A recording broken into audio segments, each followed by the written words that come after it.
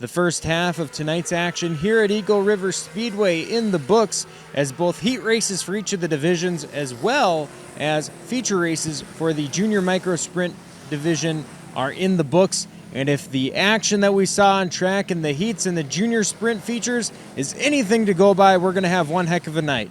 Hi, I'm Todd Rose here with the Rose Racing Report at Eagle River Speedway for a bit of midsummer madness. Increased payouts here tonight for all of the divisions, and it's going to be one heck of a show. Like I said, great racing in the heat races earlier tonight as the junior micro sprint cars head back to the pits. We should see the 600s coming out onto the track here in just a few seconds. It's going to be one heck of a night, and we'll have the highlights just ahead for you on the Rose Racing Report.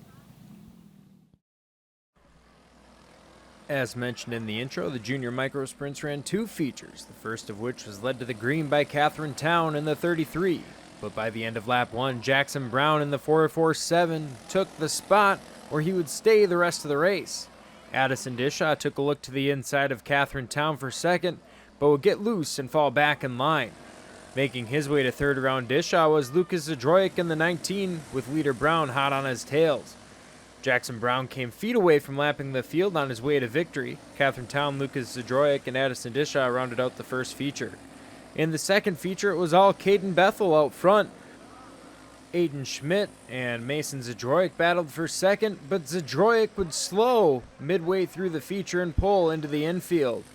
Back up front, it was all Caden Bethel on his way to the victory in his number 80. Aiden Schmidt was second, and defending champion Blake Hartman in third. The 600 micro sprints took to the track for the first feature after intermission, and like the junior micro sprints, ran green to checkered for its race as well. To no surprise, the 3T of Tommy Springer was out front from the drop of the green flag. Making her way through lap traffic cleanly, she first went around Andy Fink, then Austin Berg. Tommy would pull into victory lane while Cole Stella and Dylan Larson rounded out the top three.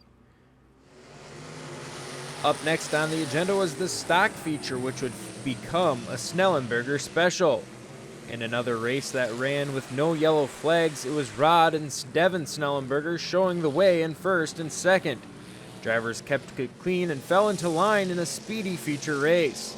Rod Snellenberger would take the win with Devin Snellenberger in second.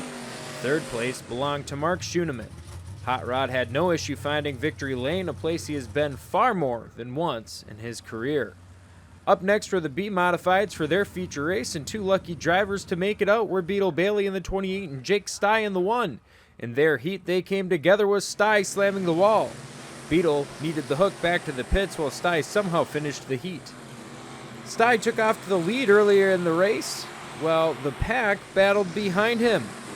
Marcus Dunbar in the 7X and Ty Springer in the 3 put on quite a show for the second position, but a 3-car jam session that involved Bruce Belland, among others, brought out the caution to bunch things back up. On the restart, Dunbar would look to the inside of Stye and then take the lead after a lap or two of battling. Another caution, this one for a stricken Tad Schoonover, would slow the action once again. Jesse Aho in the 25 had his eyes on the second place that Stye held, taking the spot as Beetle Bailey exited the track. Stye would soon follow the same fate. Another restart bunched up the field, and there was close action, sometimes too close, as Jason Zadroik found out in the number 1 after contact with the 15 of Steve Altman sent him spinning. Ty Springer made a move on the outside of Jesse Howe to grab the second spot, while Marcus Dunbar led the field to the checkered flag. While Marcus Dunbar took the trip to victory lane, Ty Springer and Jesse Aho rounded out the top 3 finishers. The night's penultimate feature race belonged to the Unified Street Stocks. The 15 of Rob Rajajak and the 25 of Ryan Brown would be on the front row for the start. Rajajak took the lead on the start, but Dave Dishaw on the 44 soon came into the fray. A quick yellow would restack the field, but after the restart, the story was still very much the same, with Dishaw hounding Rajajak for control of the field. After several laps of trying, Dishaw finally took the spot, while Ryan Brown would use the outside to move to second. Later in the race, Brown, again using the outside to his advantage, would take the lead and step away from the field.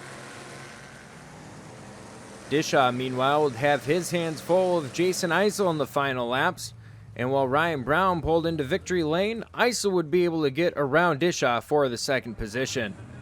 In the final feature race of the night, it was the ERS late models, once again in their first season at the racetrack. Darren Dunbar in the 17X led the charge into the first turn, but hot on his heels was Marcus Dunbar in the 7X, looking for feature win number 2 of the night. Marcus would get the pass done exiting turn 4, while Darren would soon have the 73 of Dustin White pressuring him for second. Joining that party would be Jason Zadroyak, who for the second time in the night would learn how close was too close, with contact with one of the track's infield tires. Zadroyak wouldn't let up, however, and would take third from White, then second from Darren Dunbar. White followed through into third. Marcus Dunbar would hold on for his second feature win of the night, while Jason Zadroyak and Dustin White followed in second and third.